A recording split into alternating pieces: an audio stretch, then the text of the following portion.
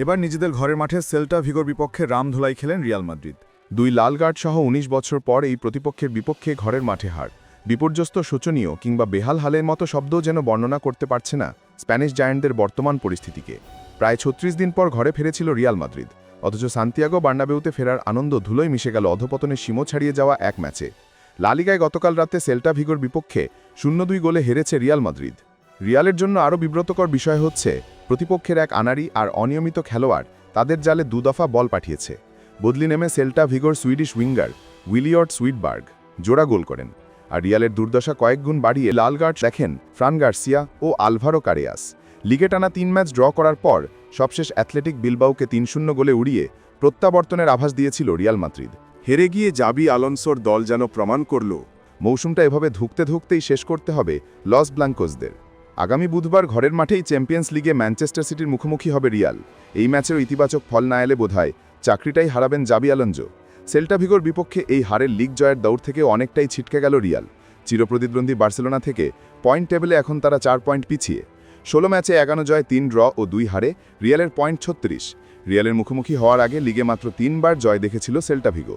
এবার লা লিগার সর্বোচ্চ চ্যাম্পিয়নদের হারিয়ে ১৫ ম্যাচে ৪ জয়ে ১৯ পয়েন্ট নিয়ে ১০ম নম্বরে উঠে এলো তারা।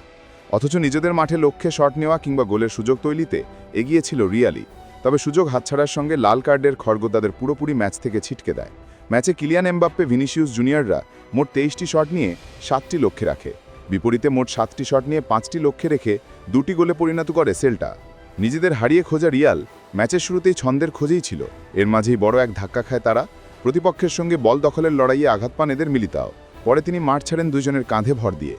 এসিএলের চোটের থেকে ফিরতে না ফিরতেই আবার ছিটকে গেলেন ব্রাজিলিয়ান ডিফেন্ডার। ২৪ মিনিটে তার বদলি নামেন জার্মান ডিফেন্ডার আন্তোনিও রুডিগার। রিয়ালের আক্রমণ ভাগ ছিল একেবারেই ভোতা। স্বাগতিকরা প্রথম এগিয়ে যাওয়ার সুযোগ পায় ৩৯ মিনিটে। তবে তুরস্কের অ্যাটাকিং মিডফিল্ডার আর্দা গুলেরের নেওয়া শট পোস্ট ঘেঁষে বেরিয়ে যায়।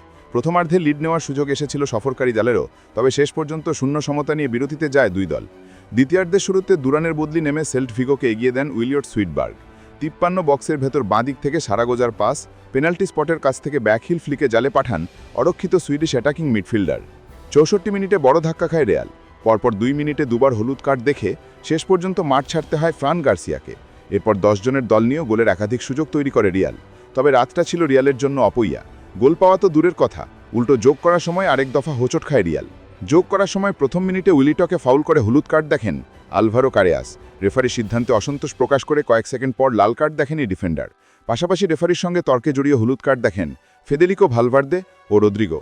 বিধ্বস্ত রিয়ালকে বাগে পেয়ে পরের মিনিটেই স্প্যানিশ জায়ান্টদের কফিরে শেষ পেরেক ঠুকে দিয়ে জোড়া গোল পূর্ণ করেন উইলিয়ট। রেফারির ম্যাচ শেষের বাঁশি বাজতেই ২০০৬ সালের পর রিয়ালের মাঠে জয় পাওয়ার আনন্দে ভাসে সেল্টা ভিগো।